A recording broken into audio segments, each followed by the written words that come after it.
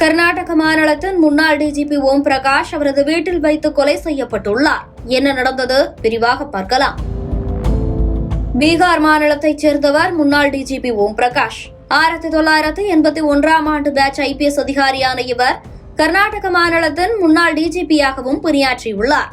தொடர்ந்து இவர் ஓய்வு பெற்றதை அடுத்து பெங்களூர் தென்கிழக்கில் உள்ள HSR லேஅவுட் பகுதியில் குடும்பத்தோடு வசித்து வந்துள்ளார். இந்நிலையில் இன்று திடீரென காவல் நிலையத்திற்கு போன் செய்த அவரது மனைவி தனது கணவர் வீட்டில் கொலை செய்யப்பட்டு ரத்த வெள்ளத்தில் கிடப்பதாக கூறியுள்ளார்.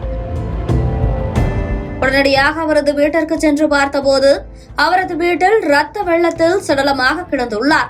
அவரது சடலத்தை கைப்பற்றிய காவல்துறையினர் பிரேத பரிசோதனைக்காக சென்ட் ஜான்ஸ் மருத்துவமனைக்கு அனுப்பி வைத்துவிட்டு இதுகுறித்து விசாரணையை தொடங்கியுள்ளனர். முதல்கட்ட விசாரணையில் அவரது மனைவியே கொலை செய்துவிட்டு போலீசாருக்கு தகவல் தெரிவித்திருக்கலாம் என கூறப்படும் நிலையில் தொடர்ந்து காவல்துறையினர் இதுகுறித்து விசாரணை நடத்தி வருகின்றனர்.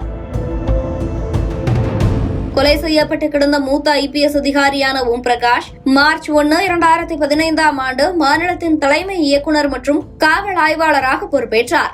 1981ஆம் ஆண்டு IPS அதிகாரியான ஓம் பிரகாஷ் 38வது DG மற்றும் IGPயாக பொறுப்பேற்பதற்கு முன்பு வீட்டு காவல் படையின் கமாண்டன்ட் ஜெனரல், சிவில் பாதுகாப்பு இயக்குநர் மற்றும் தீயணைப்பு மற்றும் அவசர சேவைகள் இயக்குநர் ஜெனரலாகவும் பதவிகள் வகித்துள்ளார்.